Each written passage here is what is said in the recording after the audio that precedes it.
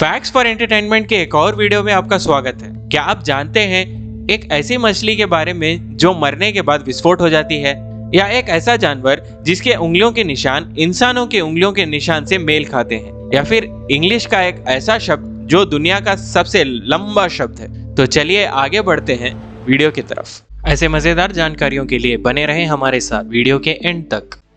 Fact number 1, दुनिया में मौजूद सबसे बड़े जानवरों में से एक जानवर है ब्लू व्हेल। क्या आप जानते हैं जब ब्लू व्हेल मर जाता है तो उसकी पाचन क्रिया थोड़ी देर के लिए काम करती है। उस दौरान उसके पेट में हाइड्रोजन सल्फाइड और मीथेन गैस बनती है। ब्लू व्हेल की खाल मोटी होती है जिसकी वजह से वो गैसेस बाहर नहीं निकल पाते, जिसका परिणाम ये होता है कि वो मछली विस्फोट हो जाती है। उस दौरान अगर कोई इंसान उसके पास होता है तो ये विस्फोट जानलेवा भी हो सकती है, लेकिन ये दुनिया में मौजूद सारे व्हेल मछली के साथ नहीं होता।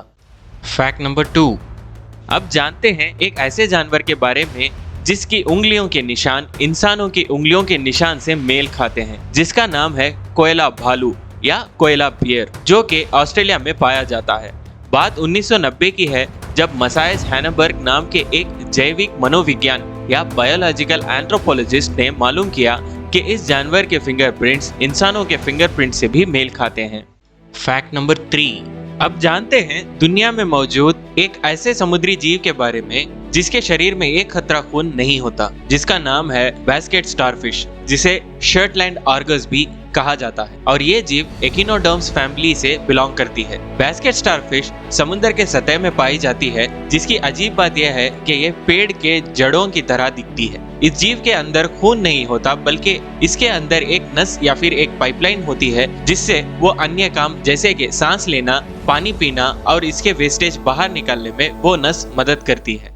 फैक्ट नंबर 4, आप सब ने सांप, छिपकली, मगरमच्छ, गिरगिट को तो देखा ही होगा, जिन्हें सरीसृप या रेप्टाइल कहते हैं। लेकिन क्या आपने कभी सबसे छोटे रेप्टाइल को देखा है? अगर देखा भी है तो छिपकली के बच्चों को देखा होगा। अगर मैं कहूँ कि दुनिया के सबसे छोटे रेप्टाइल की लंबाई बस 22 mm की है, जो कि एक सूरजमुखी के बीज से भी छोटा है, जो केवल 0.87 इंच होते हैं। ये रेप्टाइल मडागास्कर में पशु रोग विशेषज्ञ फ्रैंक ग्लो और उनकी टीम को जनवरी 2021 में मिला था, जो कि एक छोटा गिरगिट है जिसे नैनो कैमेलियन भी कहते हैं। फैक्ट नंबर 5, हमारी दुनिया में कितने अजीब अजीब मछलियां मौजूद हैं। आज हम बात करेंगे एक ऐसी मछली के बारे में जो खतरा आने पर उड़ती है। ये मछली एक्सोकोटिडा फैमिली से बिलोंग करती है, जिसमें 64 स्पीशीज और मौजूद है। ये मछली परिंदों की तरह तो उड़ नहीं सकती, लेकिन ये जब पानी से बाहर निकलती है तो एक मिसाइल के मानिंद निकलती है, जो कि एक जंप में 70 मीटर्स तक जा सकती है। इनके पानी से निकलने की वजह दूसरे मछली हैं जो इनको खाने की कोशिश करते हैं, जैसे कि स्वॉर्डफिश, टूना या मर्लिन। इसका कॉमन नेम है फ्लाइंग फिश या फ्लाइंग कॉड। ये मछली बारबाडोस में पाई जाती है और इस कंट्री का नेशनल सिंबल भी यही मछली है। फैक्ट नंबर 6, क्या आपको पता है कि लाइटर का आविष्कार मैस्टिक से पहले हुआ था? इस फैक्ट ने तो मुझे भी हैरान कर दिया। सन 1823 में जोहान वोल्फगैंग डॉब्रेनर ने पहला लाइटर बनाया था, जो हाइड्रोजन और प्लैटिनम स्पॉन्ज के जरिए से जलता था, जिसे डॉब्रेनर्स लैम्प भी कहा गया। वो कामयाब प्रयास नहीं था। फिर जॉन वॉकर, जो कि केमिस्ट और फार्मासिस्ट थे, इंग्लैंड से उन्होंने सन 1826 में मैस्टिक्स को इन्वेंट किया, वो भी एक्सीडेंटली। फैक्ट नंबर 7, आप सब तो जानते हैं कि इंग्लिश जुबान में पूरे 26 अल्फाबेट्स होते हैं, लेकिन क्या आप जानते हैं कि इंग्लिश का सबसे लंबा लफ्ज कौन सा है और इसे कब फॉर्म किया गया था? इंग्लिश का सबसे लंबा लफ्ज है निमोनो अल्ट्रा माइक्रोस्कोपिक सिलिका वोल्केनिक कोनायोसिस, जो कि पूरे 45 अल्फाबेट से बना है। यह वर्ड 1935 में एवरेट एम स्मिथ नाम के एक शख्स ने बनाया था, जो नेशनल पर्सलस लीग के की प्रेसिडेंट थे। इस लफ्ज को एक लंग डिसीज को डिस्क्राइब करने के लिए बनाया था, जो कि वोल्केनो के तरफ से निकलने वाले सिलिका पार्टिकल्स को स्मेल करने से होती है। फैक्ट नंबर 8, अब बात करते हैं एक ऐसी लेडी के बारे में जिसका नाम था टाइफाइड मैरी। जी हाँ, आपने सही सुना।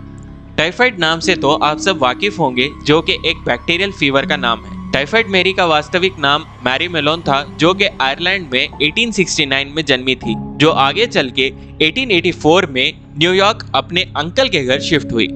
फिर 1900 में वो एक कुक बनी और उसी साल में न्यूयॉर्क के कुछ हिस्सों में टाइफाइड फीवर इन्फेक्ट होने लगा था। 1906 में जब वो एक फैमिली के घर ऑयस्टर बे में रहने लगी तो उसी घर के 11 में से 6 सदस्यों को टाइफाइड फीवर हुआ था।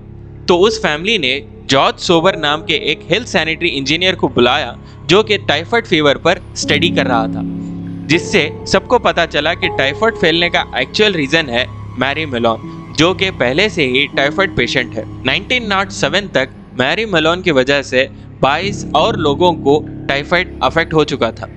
उसी वजह से 1907 से 1910 तक मैरी मेलोन को क्वारंटाइन किया गया था। फिर 5 साल बाद टाइफाइड मैरी को 1915 में क्वारंटाइन किया जब वो एक लॉन्ड्री में काम कर रही थी। अब तक उसने तकरीबन 122 लोगों को और अफेक्ट कर दिया था। 1938 में आखिर उसकी मृत्यु हो गई।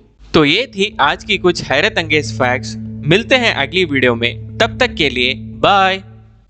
अगर आपको वीडियो अच्छी लगी हो तो वीडियो को लाइक करें, फ्रेंड्स एंड फैमिली के साथ शेयर करें और कमेंट में अपने विचार बताएं। ऐसे और इंटरेस्टिंग वीडियो देखने के लिए हमारे चैनल को सब्सक्राइब करें। Thanks for watching Universe We no.